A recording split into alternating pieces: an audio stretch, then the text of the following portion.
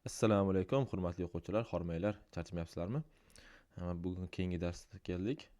Bugungi darsimizda present continuous haqida gaplashamiz. Demak, present continuous nima? Present continuous bu mashina qarshi yoqmayapti-da. No spacing qilib ko'ramiz endi. Mana ko'raylikchi. Yes, this one is more. Yeah. Present continuous. Hozirgi davomli zamon degani. Hozirgi davomli zamon bo'lib,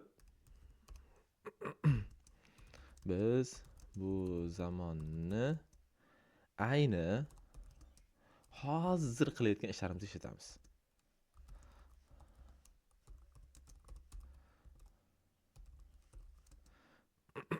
Ayni hozir qilayotgan ishlarimizda foydalanamiz deylik. Mana present continuous hozirgi davomli zamon bo'lib, ayni hozir qilayotgan. Nima qilyapmiz? Masalan, hozir men gapiryapman. Sizlar eshityapsizlar yoki kimdir dars qilyapti, uy ishlarini qilyapti. Shunaqa qilyapti bo'ladi o'zbek tilida. Shu yapman degan ma'noda keladi. Yapman deylik, qilyapman, boryapman degandek. Demak, shundan foydalanamiz. Endi pozitiv shakli qanday bo'ladi? Pozitiv. Biz pozitivda sariq shaklda qilardik. Xo'p. Ega subject plus am is are, ya'ni to be am is are. Fe'l va fe'lga ing qo'shamiz.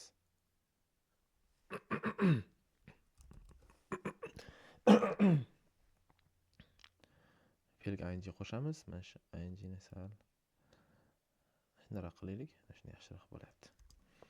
Qo'shamiz object. Mana. Gap tuzib ko'ramiz.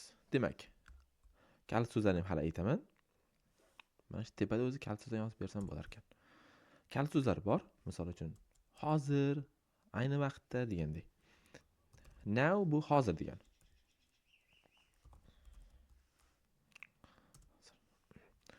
At the moment bor.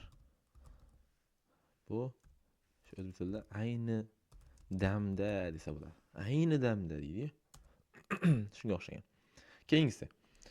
Today desa ham bo'ladi. Bu bugun degani. Men bugun darsga bormayapman degandek. Yokida that's all bo'ladi mashlar. Yes. Ketdik. Demak, birinchi gap. I am ega joyiga I qo'ydim, keyin to be da am. I am deylik speaking. I am speaking now. Nima degani bu? Men hozir gapiryapman degani. Men hozir gapiryapman deyapman. Mana. I am speaking now. Yana bitta gap tuzib ko'ramiz. Misol uchun she is working now. She's working at the moment deylik. Moment.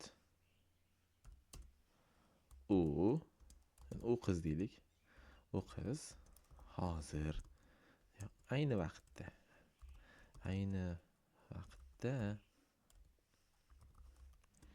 ishlayapti. Bo'ldi. Mana shu. Demak, present continuous in murakkab shakli. Endi inkorga o'tamiz. Negatives. Negativni biz qizil qilayotgandek, if I'm not mistaken, like this. Demak, negativda. Yana ega qo'shamiz. Am is are dan keyin not qo'yamiz. Va fe'lga ing.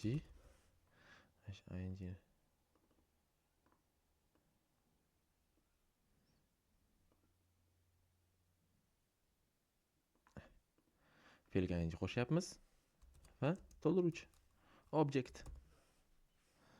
Demak, qanday gaplar bo'ladi? Deylik, we are not doing our homework now. Yes. Biz hozir uyga vazifamizni qilmayapmiz deyapman. Biz hozir uyga vazifamizni qilmayapmiz. Yo'q, yes, shunaqa. Yana bitta yozsak, misol uchun he is not qisqartmasini bilasizlar-ku, to'g'rimi? Uni yozishim shart emas deb o'ylayapman. Isn't bo'ladi qisqartmasi. He isn't yoki he is not, it doesn't matter. Ikkalasi ham bir xil. He isn't deylik listening. Ko'ryapsizlarmi? Ing qo'shib ketyapman fe'llarga. Mana bunaqa ing qilib. Ing qilib qo'shib ketyapman. He is not listening to music now. U bola hozir musiqa eshitmayapti. Bo'ldi. Demak, mana darak kabi va inkor kabi bo'ldi. Endi oxirisi question savoli qoldi. Question. Savol qanday bo'ladi? Shunaqa aytgan question. Question bu savol shaklida biz emizarni birinchi oldin chiqarib olamiz. Him, is, are. Array. Keyin ega. Keyin fe'lga ing qo'shamiz. Ing sal kichkinaroq yozardik biz darsda. Mana shunaqa qo'yaylik. Ing va oxirgi to'ldiruvchi. Objective. So'roq. Qayerga ketdi deydi. Mayga. So, misol uchun, are you deylik eating? Are you eating a meal now? So'rag'i. Nima deyapti bunda? Sen hozir ovqat yeyapsanmi? Sen hozir ovqat yeyapsanmi deyapti. Yokida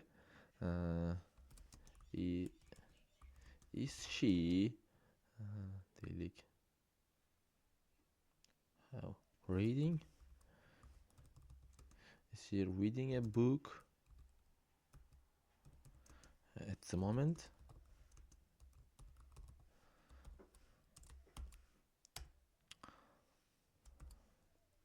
U qiz hozir ayni vaqtda kitob o'qiyaptimi?